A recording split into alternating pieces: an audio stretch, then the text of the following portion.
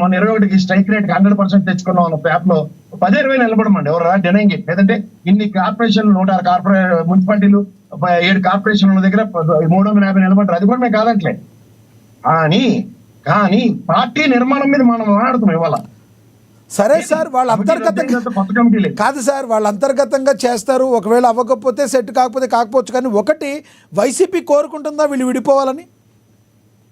Sir ఒక్కటి మాత్రం నేను చెప్పగలను సార్, ఎవ్వరు కూడా ఉన్న వాళ్ళతో, ఇప్పుడు జగన్మోహన్ రెడ్డి అనే వ్యక్తి క్యారెక్టర్ ఎవరికైనా తెలిస్తే ఆయన ముగ్గురు కలిపి ఆయన ఓడించినప్పుడు మీరు విడిపోయారని మళ్ళీ గెలుస్తారనే మాట ఆయన నోట్ల నుంచి రాదు. ఇది వారియర్. చావో రేవో ముగ్గురు కలిసినప్పుడు గెలుచుకున్నాడు, ముగ్గురు కలిసినప్పుడే చావో రేవో తెలుసుకోవడానికి సిద్ధపడతారు తప్ప విడిపోయారండి నేను ఒక్కొక్కరితోనూ పోరాటం చేయగలంటే ఆ 4 అసలు ఇక్కడ ఇంకొకటి, గత ఆంధ్రప్రదేశ్ టైంలో ఏదైతే ఉందో 2 పార్టీలు ఉన్న పరిస్థితి లేదు కదా. ఇప్పుడు ఏపీలో 3వ పార్టీ కూడా వచ్చింది కాబట్టి అసలు 2 పార్టీలు కలవకుండా ఒక్క పార్టీ వచ్చే అవకాశం ఉందంటారా? రాజశేఖర్ రెడ్డి వల్లే కాలేదు. సిపిఐ సిపిఎంతో పొత్తు పెట్టుకున్నారు. ఆ రోజుల్లో పొత్తు పెట్టుకోవడం అనేది తప్పేం కాదు కదా. ఇప్పుడు రాజశేఖర రెడ్డి గారు ఆయన పొత్తు పెట్టుకున్నప్పుడు అన్న దగ్గర మీరు జాగ్రత్తగా గమనిస్తే సిపిఐ సిపిఎం పార్టీలు ప్రపంచవ్యాప్తంగాను రాష్ట్ర వ్యాప్తంగాను అంత శాసించే స్థాయిలో ఉన్న మా అయితే ఖమ్మంలో 2-3 నియోజకవర్గాలు తప్ప వాళ్ళేమి రాష్ట్ర స్థాయిలో శాసించేసేంత సామర్థ్యం వాళ్ళకి ఎక్కడ లేదు. అలాంటిప్పుడు పెట్టుకోవడం దేనికి? తెలిసిన విషయం. అలాంటిప్పుడు పెట్టుకోవడం దేనికి? వదిలేయచ్చుగా. వేణి తన్నీళ్ళు తోడని కాంగ్రెస్ పార్టీ. ఎగ్జాక్ట్లీ. ఒకటి చెప్పండి, మనం వేరే వాళ్ళ దగ్గరికి వెళ్తాం. ఒకటి చెప్పండి, వీళ్ళు విడిపోవాలని వైసీపీ బలంగా కోరుకునే అవకాశం ఉందా లేదా? Absolutely no. నేను ఒక అనలిస్ట్ గా చెప్తున్నాను, వాళ్ళు ఎట్టి పరిస్థితుల్లో వీళ్ళు విడిపోవాలని కోరుకోరు. రైట్, మీరు చెప్పింది అర్థమైంది. మరి కాసేపట్లో వస్తాను సార్ మీ దగ్గరికి. వస్తాను. చెప్పండి. ఇప్పుడు నేను అంటుంది ఏంటంటే ఇండిపెండెంట్ సామర్థ్యం పవన్ కళ్యాణ్కి ఉంటే ఆయన విడిపోవాలో లేకపోతే ఆయన ఈజ్ పారాసైట్. తెలుగుదేశం కాదు సార్, కరుడు కట్టిన 2 రాజకీయ పార్టీలు అంతర్లింగనంగా భూమిలోకి చొచ్చుకుపోయినప్పుడు 3వ వాళ్ళు నిలబడాలంటే టైం పడద్దేమో. ఆ టైం ఆయన తీసుకుంటున్నాడేమో. ఒక రాజకీయ విశ్లేషకుడుగా మీకు కనిపించట్లేదా? నేను అదే చెప్తున్నాను సార్, 40 సంవత్సరాల లెగసీ కలిగిన ఒక తెలుగుదేశం పార్టీని ఎదుర్కోవడానికి వైఎస్ఆర్సీపీ ఇండిపెండెంట్ గా నిలదొక్కుని ఒకసారి అధికారంలోకి వచ్చింది కదా. అలాంటి ప్రయత్నం ఎక్కడైనా పవన్ కళ్యాణ్ దగ్గర కనబడిందా మీకు? వైఎస్ఆర్సీపీ అంటే కాంగ్రెస్ పార్టీ నేతలందరూ దానిలోనే ఉన్నారుగా. ఈయన మాత్రం ఈయన దగ్గర మా నాదేళ్ళ మనం ఎక్కడి నుంచి వేరే సార్ పార్టీ కూడా సొంతది కాదు, మీకు తెలిసిందే కదా. ఎవరు సొంతం కాదు. వైసీపీ పార్టీ కూడా ఆయన పెట్టింది కాదు కదా, ఎవరి దగ్గర నుంచో తీసుకున్నారని కూడా టాక్ ఉంది. కాదంటారా? అలా కాదండి. ఇప్పుడు కంపెనీ అమ్మేస్తుంటారు, కొనుక్కున్న తర్వాత పాతోడు పేరు చెప్తారు, కొత్త పేరు చెప్తారా? మరి కొనుక్కునే నేను అమ్మలేదని చెప్తున్నాడు ఆయన.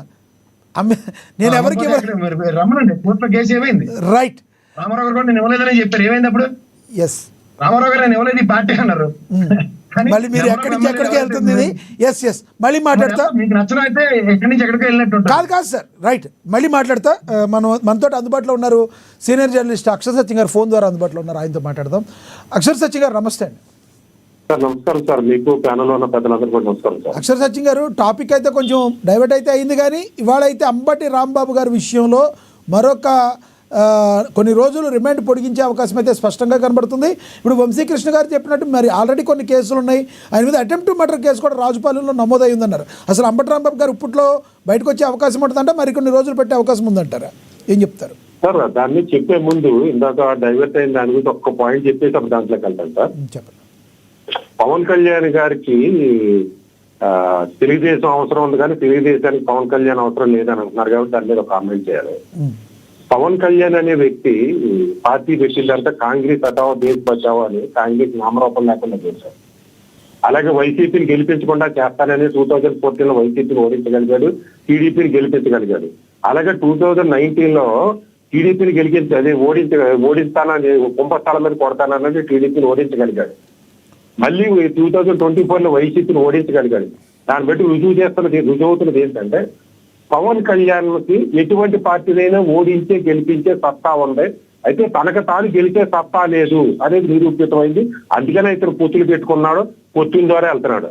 ఎందుకు పొత్తులు పెట్టుకున్నారంటే ఒక బలమైన రాక్షసుని సంహరించడానికి దేవతలు, త్రిమూర్తులు, సప్తరుషులు అందరూ కలిస్తే కానీ రాక్షసు సంహరించలేకపోయేవారు. అలాగే ఒక బలమైన భావజాలం వల్ల వైసీపీ లాంటి పార్టీని ఓడించడానికి పొత్తులు పెట్టుకోవడంలో తప్పేమీ లేదు. మరి ప్రసాద్ గారికి ఏ విధంగా అర్థమైందో నాకు తెలియదు. ఇప్పుడు ఈ అసలు విషయానికి వస్తే, డిబేట్ విషయానికి వస్తే, మన ఇందాక వంశీ గారు కోరుకుంటున్నట్టుగా నేను అంబటి రాంబాబు గారు బయటకు రావాలని కోరుకుంటున్నా.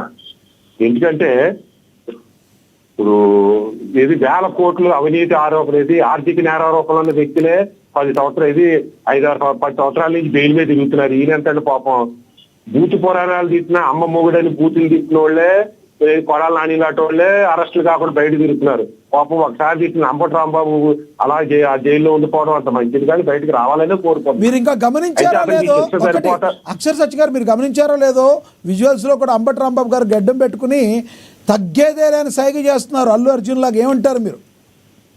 నేను అదే చెప్పినాను సార్. ఇప్పుడు అంబటి రాంబాబు లాంటి వ్యక్తి, అంబటి రాంబాబు జీవితం రాజశేఖర రెడ్డి కుటుంబానికి అంకితం సార్.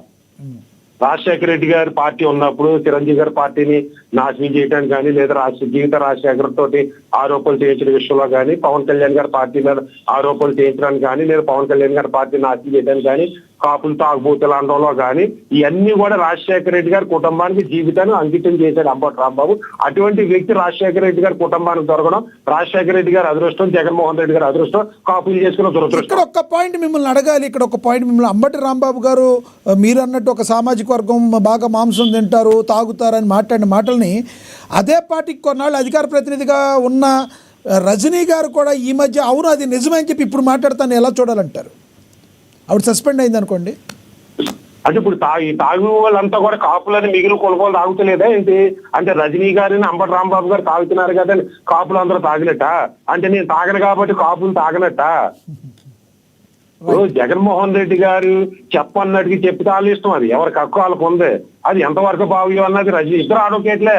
వచ్చిన కర్మ ఏంటంటే రజనీ గారు అడ్వకేట్, అంబటి రాంబాబు గారు అడ్వకేటే. అక్కడ వాళ్ళిద్దరికి వేవలెంత్ కలిసిందంటారా? వేవులంటలు కలిసి ఉండొచ్చు, లేదా జగన్మోహన్ రెడ్డి గారు వైసీపీలో కొంతమంది పెద్దలు కూడా ఆ స్టేట్మెంట్ ఇస్తేనే మిమ్మల్ని మా పార్టీలో ఉండేస్తాను, లేకపోతే రానివ్వనని భయంతో కూడా చేస్తూ ఉండొచ్చు. నిన్నటి వరకు తెలీదా ఎవరు రజనీ గారికి కాపులు తాగుబోతులని? Right right point. ఇప్పుడు ఒక్క నిమిషం సార్, అంబటి రాంబాబు గారు లాంటి వ్యక్తికి శిక్ష సరిపోతాదంటే నిజంగా అంబటి రాంబాబు గారిలో ఒక మార్పు అంటూ వస్తే, ఎందుకురా నా జీవితం, నేను ఒక అడ్వకేట్ ని, ఒక మంచి కుటుంబంలో పుట్టాను, ఎంతో రాజకీయ అనుభవం ఉంది, చీఫ్ మినిస్టర్లు తిట్టడం, పవన్ కళ్యాణ్ తిట్టడం ఎందుకు, నా శాశ్వత జీవితాన్ని మంచి కార్యక్రమాలు కొనసాగుతాను, వైసీపీలో కొనసాగుతాను, మంచిగా ఉంటానన్నది ఉంటే ఈ 10 రోజుల శిక్ష చాలు, జైలు శిక్ష. ఆయనలో మార్పు లేకుండా జైలుకి వచ్చి బియ్యాలుగా రేపని బెయిల్ వస్తుంది. బెయిల్ వచ్చిన తర్వాత ఒక మహారాజుని తీసుకొచ్చినట్టు ఊరేగింపులతో తీసుకొచ్చిన పార్టీలు అతను మద్దతుగా ఉన్నప్పుడు, నేను ఒక జైలుకి వెళ్తే నాకు మంత్రి పదవి కన్ఫర్మ్ అయిపోయిందని ఆయన ఫీల్ అయినప్పుడు